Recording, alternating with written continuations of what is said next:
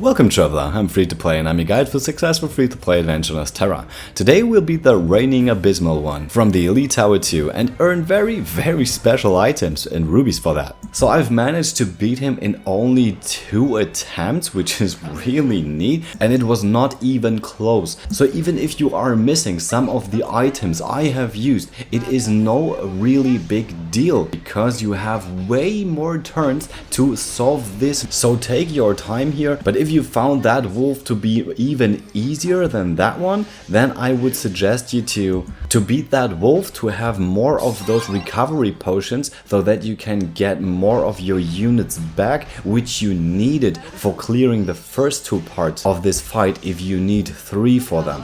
So what I have done before is weakening the elemental defense of the enemy and of course reducing the elemental attack down and the physical attack down with Richard and with Primrose EX, which I found not really necessary because the attacks are not hitting as hard here. So I didn't even want to bring a tank here, and for the case that the Abysmal One has full BP, which can happen very fast because it is only 4 points, then I have Primrose really slow so that she can heal with a bolstering smoke in between him attacking once more. Now I'm also reducing the spare defense down so that I can attack with a Roland from the back too, even if we're not striking any weak points, but doing mostly 100,000 damage, even if we're not doing it, is really nice.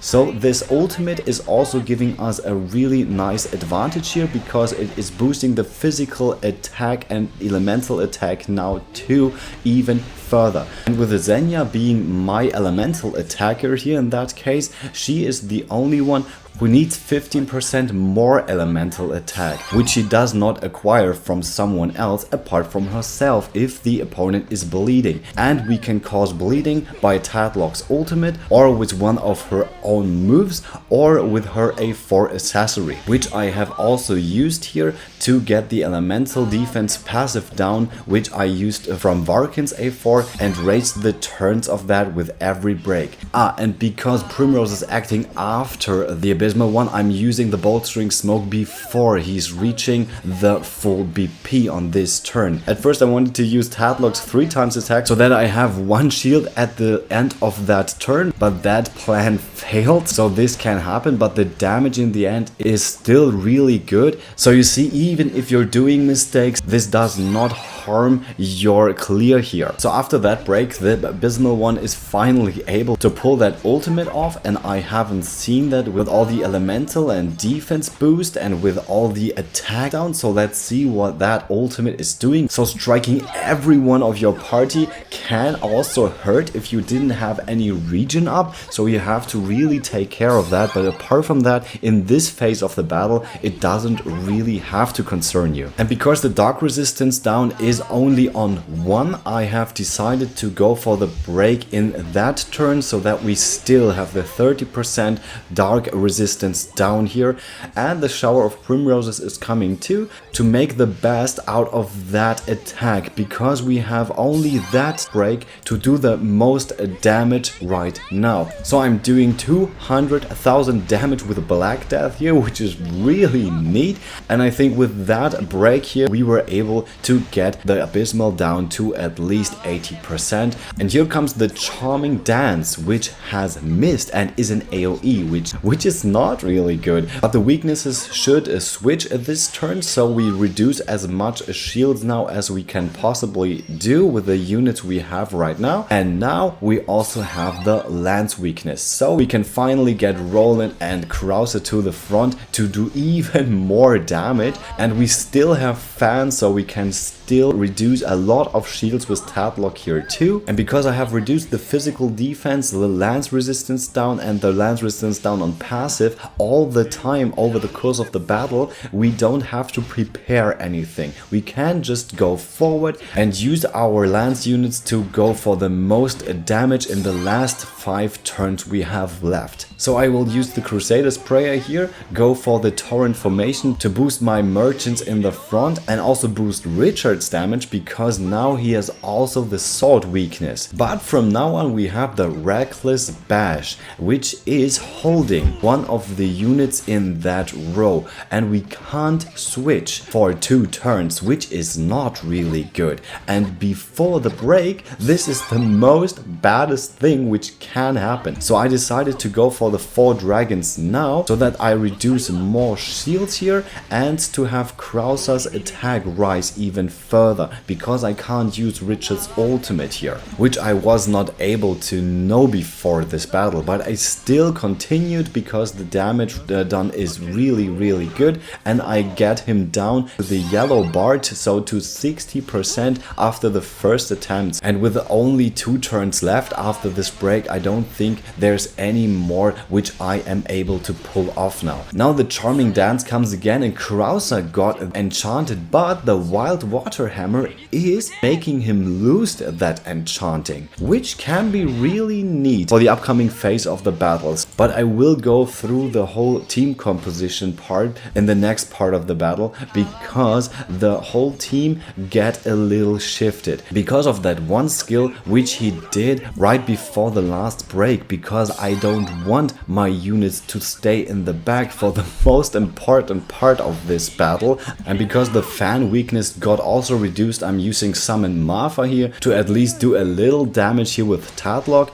but this doesn't make her more useful in the upcoming part of the battle. So I take her out and switch her with Bargalo, so that we still have the physical attack up which she is providing, but with her physical defense and elemental defense up, which she also provides, we maybe have to be a bit more defensive for the next part of the battle. But it turned out that I don't really have to be. When you have cleared the Hammy Cup, you are able to take Hammy with you too, which solves this problem that you have a missing unit just to eliminate the one problem from before. And with Gilderoy in the front, who is participating from all buffs, from Richard's polearm damage up and also from Bargalo's damage up, he is so participating in the whole battle to the damage, which I didn't have seen before.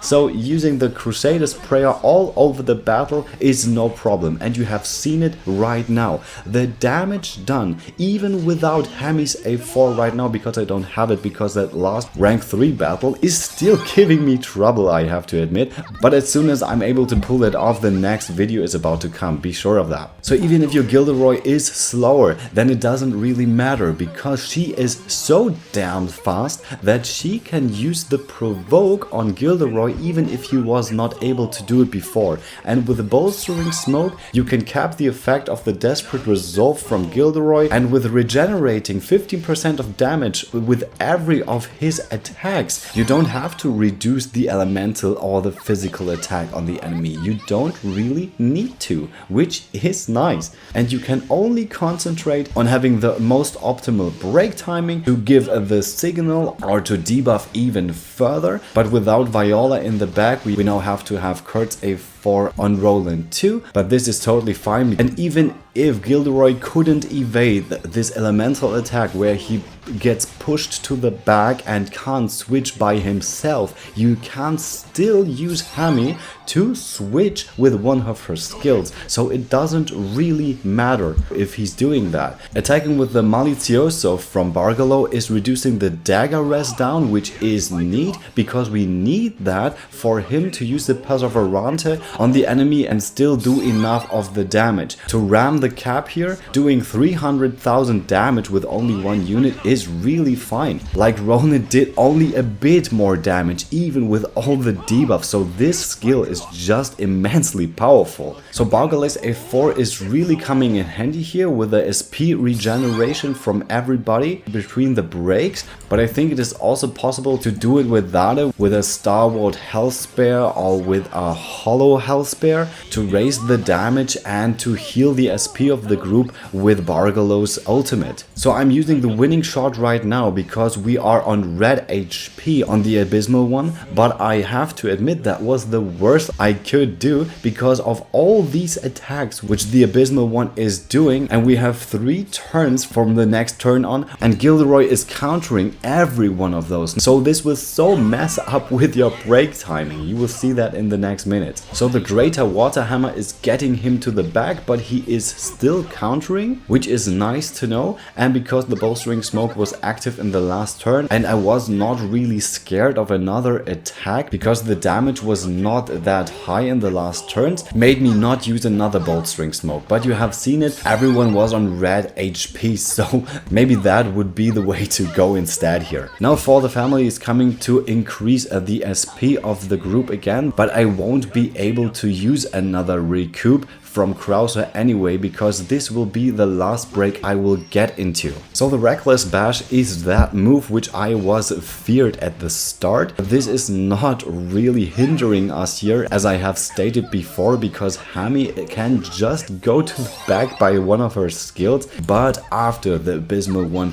has acted the first time. So your regen should be up, because otherwise you could run into problems. The speed of the Abysmal one is really high, so maybe you can outspeed him, but he's still able to do a lot of AoEs, so I wouldn't count on that. So the Ultra Tempest Spear just came, but we are at 10 shields now, and we have still the Ultra Stalwart Spare to do, and I wanted to use the 4 dragons too, but this is not able now anymore because this Kraken has only 10 shields left. So that is what I was talking about. If you have only activated the cunning counters from Gilderoy to only counter the physical attacks, that would be a great idea, but don't use his ultimate at this point of the battle. So here comes the Reckless Bash again, and it would be a disaster if it didn't hit Gilderoy. So having 2 tanks or having Hammy with you will make this battle very comfortable, I must admit here. We're going for the Lance Hurl, and I'll go for his ultimate afterwards because I was not able to cast it before. But still around 220,000 damage from Krauser per attack seems very solid, and seeing Gilderoy put up a healing thrust with an incredible amount of damage, which almost hit cap here, and this even without a healing thrust potency up. So all these buffs are so amazing. The weaknesses should change in the next turn, so we have this turn to deal a bit more of damage before we can use any skill or weapon the Abysmal one is weak to. But with a mighty leading assault, this battle comes to an end, and clearing that in only 35 turns makes this battle a lot easier. So before we had access to Bargalow, the wolves seemed to be a lot harder, I have to admit.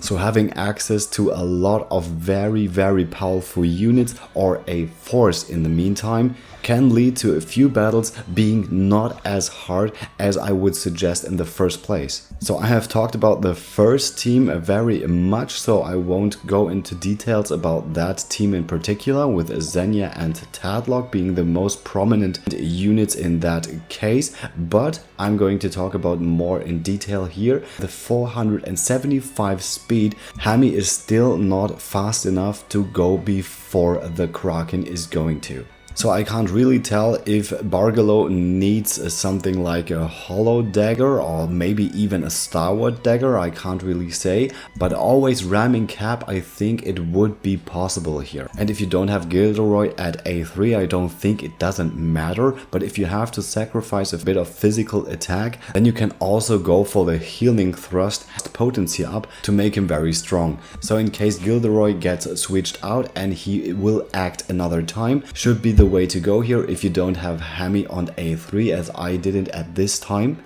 And if Krauser is not hitting in break, the Orphanage postcard here on Rinyu makes his hits hit a bit harder, especially because I only have him at level 92. And here we have 100 speed down together with the Ebony's Dragon Charm, so that we are acting before the Kraken is doing its last attack and to heal up properly. And these great Kraken's crest, I do remember from the second Octopath Traveler, where you get a really high amount of elemental attack and physical attack up, but you will lose a lot of physical defense, elemental defense. But together with the Yin crest, this is just amazing because of the 30% attack up too. So if you have a unit, especially on speed clears, which are in the back most of the time or don't get hit or have hang tough or something, then this is a really nice pair of accessories, and I think I will use them way more often than I would do with the ones the wolf gave us. So if you have any more questions about this fight, please write them in the comments or write in my Discord group. And if you'd like this channel to class up, I really appreciate a subscription if you didn't already, and give thumbs up to this video if you liked what you've seen. See you next time, you're free to play.